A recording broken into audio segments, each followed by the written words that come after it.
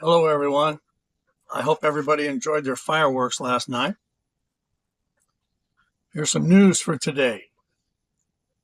New York City Mayor Mandami just froze rents in New York City. Tenants may be applauding this move now. What is being said is that they will not be applauding later, as the rents cannot move up, but the expenses to the landlord go up, like maintenance, insurance, taxes, labor, and fuel and water. Eventually, landlords will get out of the business. That's when you'll see the city buying apartments and providing cheaper rent because the city doesn't pay taxes on the property. And they don't need to make a profit.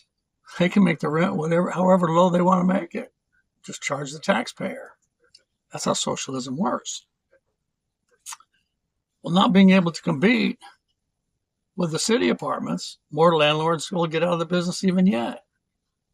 That makes sense to me. We'll see what happens, but I believe these socialist ideas just won't work. Not over the long run. But he ran on lowering rents, on freezing the rents. And so guess who he got his votes from? Tenants who want the rents frozen. Rents are getting pretty high. I mean, more and more people are living in their automobiles, and now they're passing laws that you can't sleep in your automobile. Can you imagine that? I cannot even imagine the Supreme Court saying you cannot sleep in your automobile. What? Is this a free nation or what? The 4th of July, 250th celebration, brought extreme thunderstorms, which delayed the event hours. But eventually, near midnight, after President Trump's speech to the nation, which was interrupted by chants of USA, USA, there was a fireworks show that Trump described as a record-breaking, the largest in history fireworks show. A display of 860,000 pyrotechnics got underway just before midnight.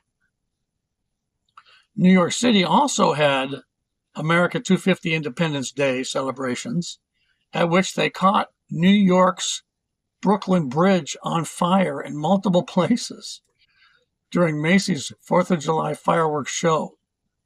From what I understand, there was black smoke coming from multiple places on the bridge, and they were still shooting off fireworks.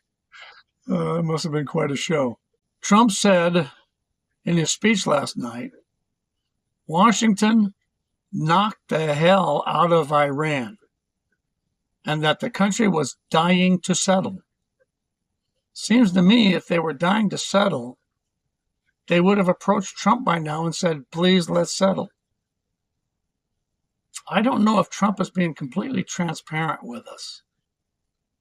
Trump also said the current U.S. posture and pause in action is all about allowing the Iranians time to conduct a week-long funeral for the slain Khomeini, killed during the opening day of Operation Epic Fury. Trump said, we gave them a week off for a funeral because we're nice. So let me get this straight. We bombed the heck out of your country and killed your leader, but we're going to give you a week off before we start bombing the heck out of you again because we're nice. Okay, I get it. Hezbollah, the Iranian-backed group in Lebanon, has been attacking Israel since 1980s. Israel's been firing back into Lebanon and even occupying some of the country to get these Hezbollah guys. They're saying that the Lebanese people are beginning to turn against Hezbollah because of these harmful wars they've been bringing to their nation. That's an interesting turn of events. We'll have to see where that goes. In even more Middle East news, Egypt is showing off its new Strategic Command Headquarters. It's called the Octagon. We have a Pentagon, they have an Octagon.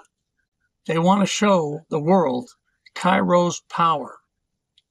The Egyptian president, El-Sisi, said at the inauguration of the new Strategic Command Headquarters, Egypt is committed to peace for those who want peace. The Strategic Command Headquarters is meant to show the world that Egypt is returning to its place of influence in the region. If you're not thankful to be an American, listen to this story. A Turkish comedian has been arrested for insulting President Erdogan and religious values. The performance quickly went viral online and attracted more than 9 million views on YouTube as of Friday, with clips spreading across X, Instagram, and other social media platforms. I guess he was on vacation. He flew back into Turkey and they arrested him as soon as he got off the plane. Moments after Norway scored the winning goal, a large group of African supporters attacked Swedish and Norwegian fans. A Swedish police officer, husband and father of 2, on vacation, stepped in to calm the situation and de-escalate the violence. So they beat him to death. Ugh. There was a Washington State online bookstore. On this date in 1994, that online bookstore named Amazon Incorporated. Since then, Amazon has grown into a technology behemoth.